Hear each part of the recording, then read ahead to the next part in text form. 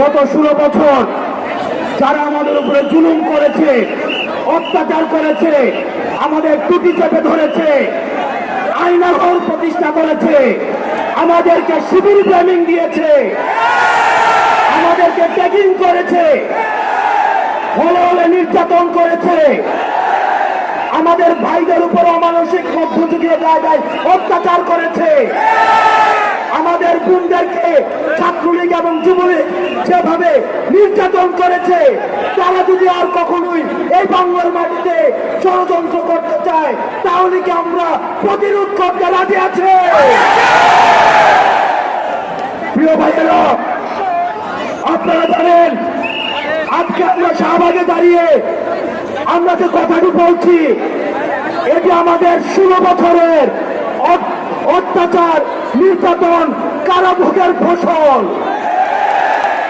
আমাদের ভাইয়েরা নির্যাতনের শিকার হয়েছে, নিপীড়নের শিকার হয়েছে, বৈষম্যের শিকার হয়েছে।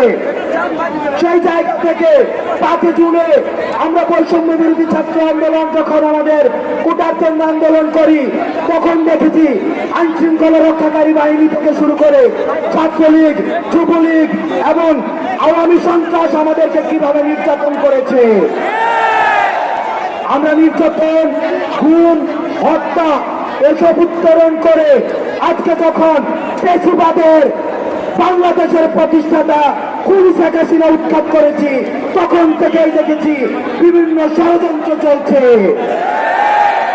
প্রিয় ভাইয়েরা, আমরা বলে দিতে চাই যারা জনগণের অধিকার লুণ্ঠিত করেছে, যারা স্বাধীনতাকে লুণ্ঠিত করেছে, তারা যদি আবার রাস্তায় আসার কোন ধরনের চিন্তা করে তাহলে ছাত্র জনতা তাদের এই পা ভেঙে দিবে। আমরা বলে দিতে চাই আপনারা সাধারণ ছাত্র নাগরিকের ব্যানারে আপনারা রাস্তায় আসুন। আমাদের যে অধিকার লুণ্ঠিত হয়েছে আমরা সেই অধিকারকে পুনরুদ্ধার করেছি, আমরা স্বাধীনতাকে পুনরুদ্ধার করেছি। সুতরাং এই ফ্যাসিস্ট গণঅভ্যুত্থানের মধ্য দিয়ে যে ফ্যাসিস্ট পতন হয়েছে আমাদের এই প্রাথমিক বিজয়কে যতদিন না পর্যন্ত আমরা স্থায়ী করতে পারি ততদিন পর্যন্ত আপনারা রাস্তায় থাকতে হবে। আমরা বাংলাদেশ সাম্প্রদায়িক সম্প্রীতির বাংলাদেশ, কিন্তু আমরা দেখেছি যখনই শেখ হাসিনার পতন ঘটেছে আওয়ামী দূষররা কিভাবে সংখ্যালঘুদের উপর অত্যাচার করেছে, নির্যাতন করেছে, জমি দখল করেছে। আজকে আমরা এই শাহবাগ থেকে ঘোষণা দিতে চাই বাংলাদেশের প্রত্যেকটা মানুষের সবার প্রাথমিক পরিচয় সবাই বাংলাদেশী। কোন সংখ্যালঘু নয়, কোন মাইনরিটিস নয়, হিন্দু অনুযায়ী, বৌদ্ধ অনুযায়ী, মুসলমান অনুযায়ী কোন ধরনের বৈষম্য করা হবে না।